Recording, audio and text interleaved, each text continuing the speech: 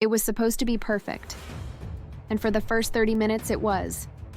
The music, the flowers, the food, everything felt like a dream. Then Richard walked in. He didn't just enter.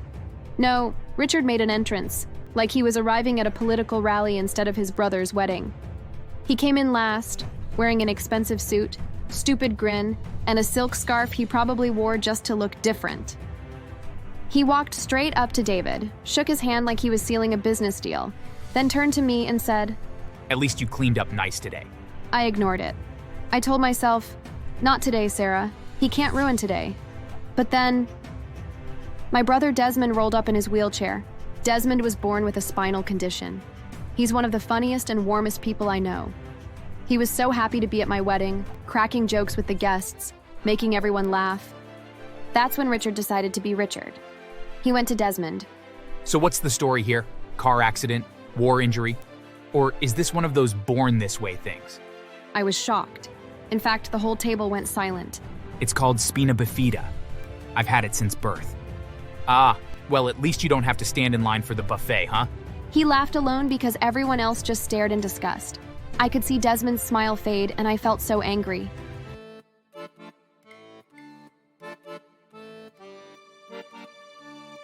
Some people think the sun rises just to see them wake up.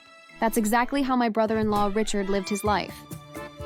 Hi, I'm Sarah, and this is my story about my stupid brother-in-law getting his ego punched, squeezed, and burnt. Richard was a politician. He was one of those shiny, smiling, empty-talking types. He acted like the world should be grateful just because he was in it. If Richard walked into a room, you would feel the arrogance before he even opened his mouth. And when he did speak, it was never to talk with people, but to talk at them. In Richard's eyes, there were two kinds of people: the important ones, like himself, and everybody else, who didn't matter. I had never met him before I got engaged to my husband, David, but I had heard enough to know he was going to be a problem. "He can be a bit much. Just don't take anything he says personally." That was David's polite way of saying his brother was unbearable. But I didn't want to judge him without meeting him. I figured, how bad could one man be? Oh, sweet heavens. I had no idea. It was about a month before our wedding when David decided it was time for me to meet Richard. The plan was simple. David would invite him to his parents' house for dinner. That way, everyone could be together, and it wouldn't feel awkward. David called him right in front of me, probably to get it over with.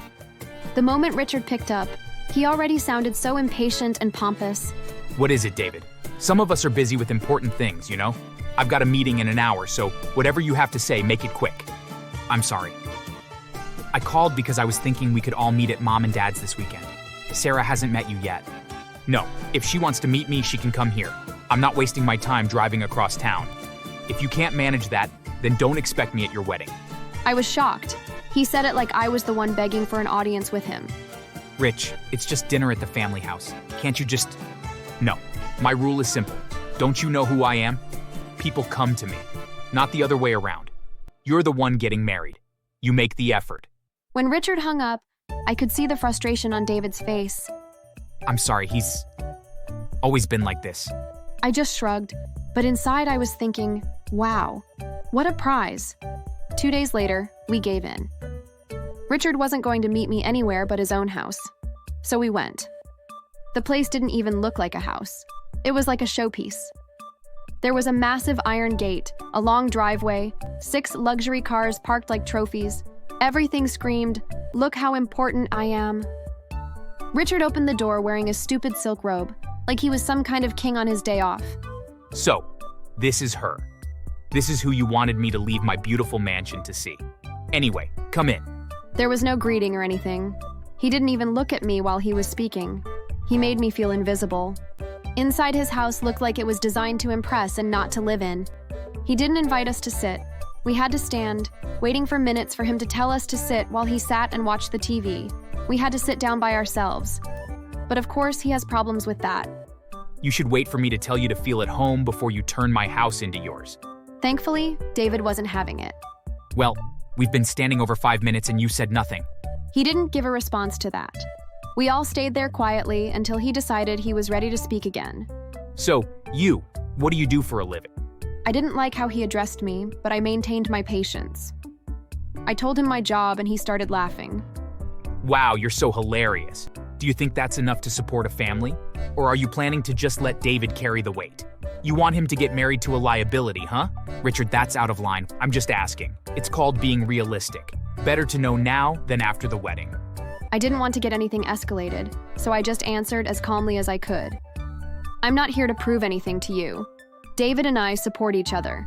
That's all that matters. We'll see. You'd think he'd ask more questions, but nope. He went straight into what David called the Richard Show.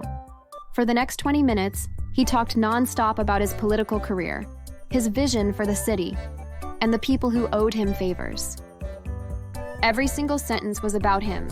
In politics, people either look up to you or they look down on you. And I make sure no one looks down on me. He said it like he was reciting ancient wisdom. I thought maybe no one looks down on you because you're too busy looking down on everyone else. When David tried to talk about the wedding, Richard waved him off. I don't care about decorations or flowers. I'll show up if I feel like it. But if I see anything that embarrasses me, I'm leaving. Embarrasses him. At our wedding, the nerve. When we finally stood to leave, Richard decided to give his grand parting wisdom. David, you could have done better. I expected something more than what you brought to show me today. She has no depth, and even her surface is mediocre. But if you're happy, I guess that's all that matters. What did you just say? I'm just being honest.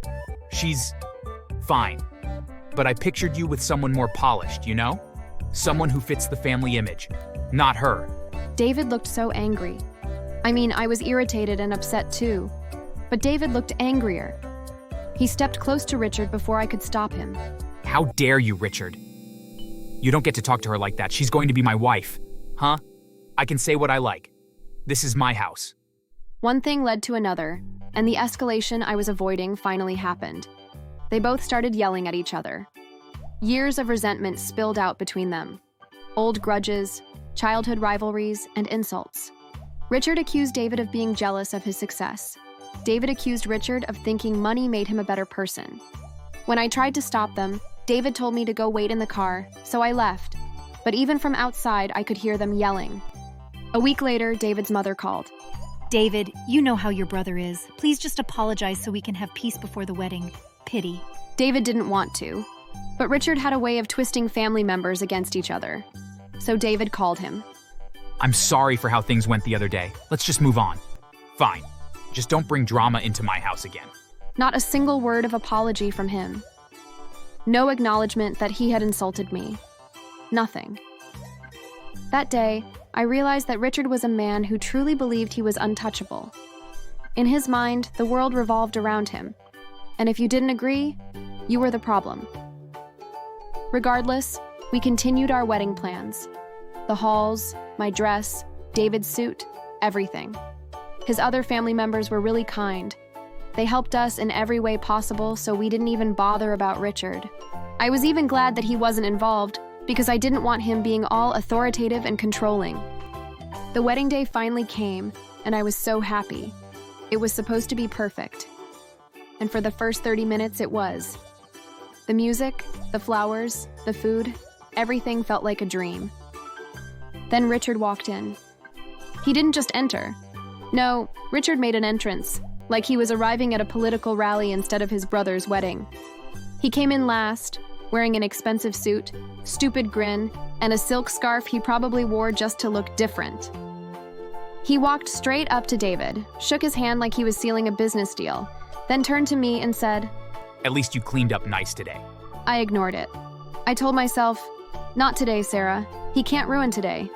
But then, my brother Desmond rolled up in his wheelchair. Desmond was born with a spinal condition. He's one of the funniest and warmest people I know. He was so happy to be at my wedding, cracking jokes with the guests, making everyone laugh. That's when Richard decided to be Richard. He went to Desmond. So what's the story here? Car accident? War injury? Or is this one of those born this way things? I was shocked. In fact, the whole table went silent. It's called spina bifida. I've had it since birth. Ah, well, at least you don't have to stand in line for the buffet, huh? He laughed alone because everyone else just stared in disgust. I could see Desmond's smile fade, and I felt so angry. David was halfway out of his seat when Desmond held up his hand. Nah, let him. People like that don't deserve anger. They deserve pity. You're wrong. If anybody deserves pity here, it's you, Desmond. I mean, you can't even walk. Walking is the easiest thing, and you've never been privileged to experience it. Isn't that pitiful? You're bound to this chair all your life. You may never even get married. Luckily, your sister managed to get lucky. He laughed and walked away before I could say anything. The rest of the wedding, I could barely look at Richard without wanting to pour my champagne over his head. But fate? Oh, fate had been listening. Apparently somebody had taken a video of what happened and posted it online. Barely 2 hours later, while Richard was still getting dragged for mocking a disabled person, someone posted another video. This one wasn't from the wedding. It was from years ago. Richard in high school, shoving a smaller kid into a locker, yelling insults while a bunch of boys laughed. By the next morning, it was everywhere. Old classmates from high school and even college came forward with stories of how much of a heartless bully Richard was. Soon, the news channel carried it. Multiple former students have accused Councilman Richard of long-term harassment during his school years. There are several videos of evidence circulating. There's also one of him humiliating his brother-in-law for being disabled on his sister-in-law's wedding day. And here's the thing about politics. When your reputation cracks, it shatters. Petitions were signed.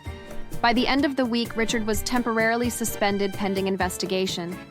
And it didn't stop there. His wife left him and took the kids with her. Apparently, they'd been embarrassed by him for years, but this one was the last straw. His own parents issued a statement saying they were deeply ashamed of his behavior. The investigation found more dirt of bullying accusations in adulthood, unethical deals, and misused funds. His assets got frozen, properties repossessed. Staff were laid off. That mansion he was so proud of? Bank-owned by the end of the month. And the cherry on top? A special election was called for his vacant seat. David ran and won. When the results came in, the headline was almost too perfect. It read, "From bully to bystander, Mr. David replaces disgraced brother in city council."